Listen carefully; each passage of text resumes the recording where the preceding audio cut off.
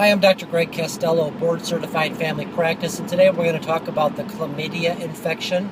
Chlamydia is the most common STD, sexually transmitted disease in the United States. It is what's called an atypical bacteria, meaning it's not a normal bacteria. It does not grow on a petri dish. We have to use DNA technology to identify it. You can have the infection and have no symptoms, and it takes very specific antibiotics to treat it. So when you get a chlamydia infection from having unprotected sex, you may or may not have symptoms. In fact, the most common symptom of chlamydia infection is no symptoms at all.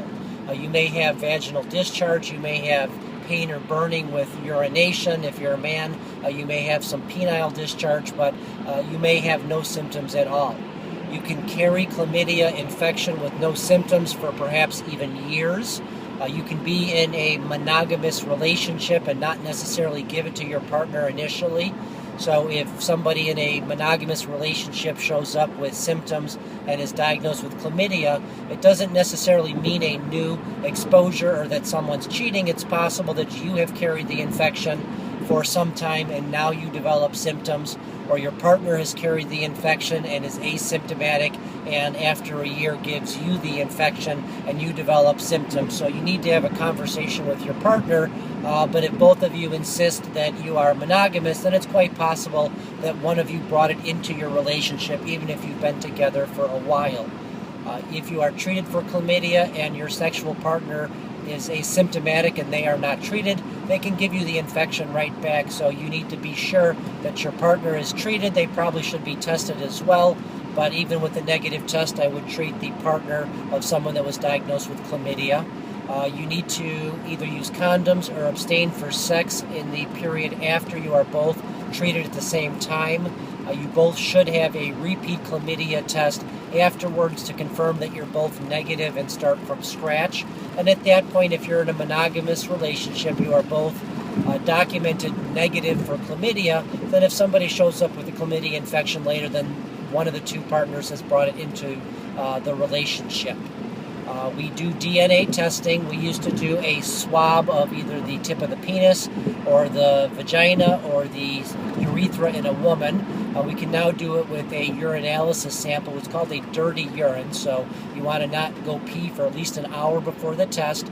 They don't want you to wipe the private parts, and you should collect the first part of the urine, so a dirty urine as opposed to a clean catch urine.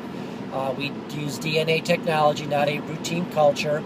We always check for gonorrhea at the same time in a test called a gen probe, because if you have one STD, statistically you're more likely to carry a second STD. If you're diagnosed with chlamydia, you probably should have an HIV blood test, perhaps hepatitis and syphilis testing, as well as gonorrhea testing, because the exposure that got you the first infection is the same risk type of exposure that would get you a second infection.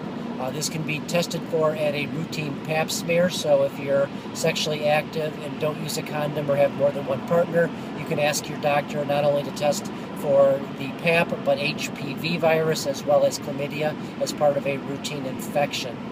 You can carry this as a woman and not have symptoms, and it can cause chronic inflammation of the pelvic organs and cause future infertility.